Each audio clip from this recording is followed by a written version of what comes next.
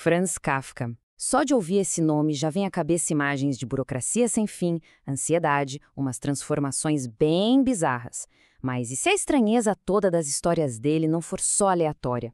E se por trás daquele absurdo todo existir uma lógica? Uma lógica assustadoramente precisa? É isso que a gente vai investigar agora. O que no fundo significa ser kafkiano? Certa manhã, Gregor Samsa, metamorfoseado num monstruoso inseto. Pronto. É com essa frase que a gente é jogado de cabeça no meio do mistério. Um homem comum acorda transformado. Simples assim. Chocante. E é o ponto de partida perfeito para nossa análise. A gente ouve muito a palavra kafkiano por aí, né? Geralmente para descrever aquele pesadelo de repartição pública, uma situação frustrante e sem lógica. Mas o que está acontecendo de verdade por baixo dessa estranheza toda? A resposta, olha, é bem mais profunda do que um simples labirinto de papelada. Para a gente entender isso, vamos começar pelo começo, pelo nosso primeiro arquivo de caso. A famosa ou infame transformação de Gregor Samsa. A história se chama A Metamorfose, ok? Mas o texto nunca diz exatamente que bicho ele virou. É vago de propósito. E essa falta de detalhe, essa ambiguidade, ela é uma pista crucial. Não foi um acidente, não. E o mais curioso é que o próprio Kafka bateu o pé, ele insistiu que a criatura não deveria ser desenhada.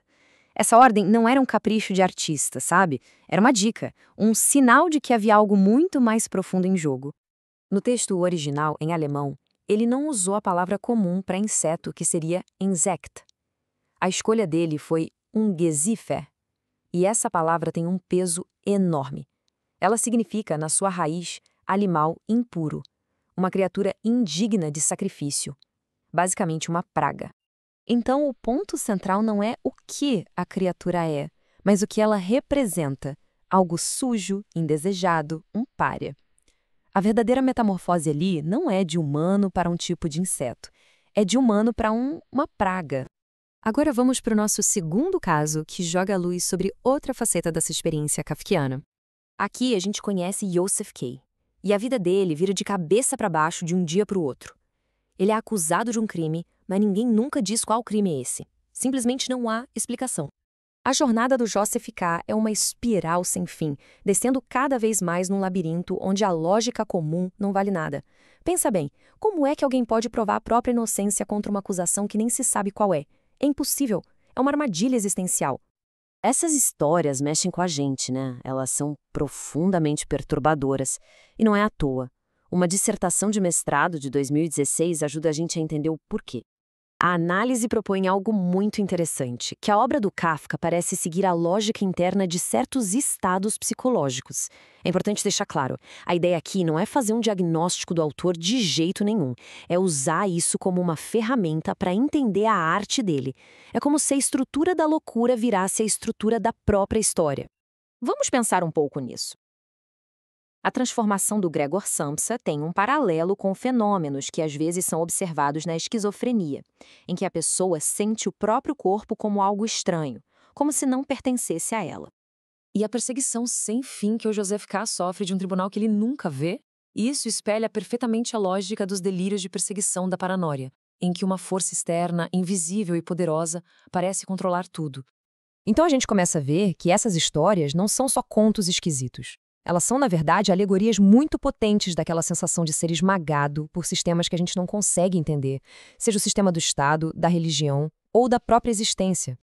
E muito desse sentimento de alienação, claro, tem raízes na vida do próprio Kafka.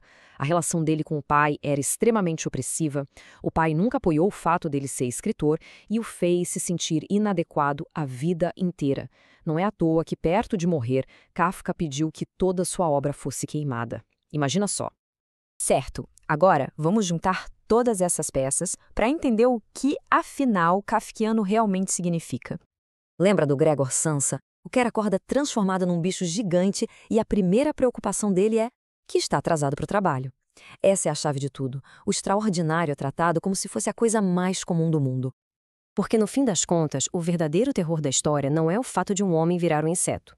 O que vem depois é o que realmente assusta. O horror de verdade é a reação do mundo em volta dele.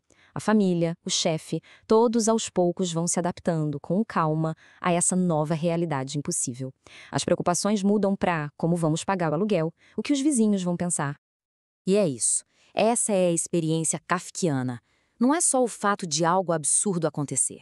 É o mundo tratar esse absurdo como algo banal, cotidiano. É o momento exato em que a loucura se torna lógica. Quando a resposta para o impossível não é pânico, mas burocracia. E aí que está a genialidade do Kafka, né? Ele nos deixa com essa pulga atrás da orelha. Se um sistema é capaz de absorver qualquer nível de absurdo e simplesmente continuar funcionando como se nada tivesse acontecido, em que tipo de sistema a gente está vivendo?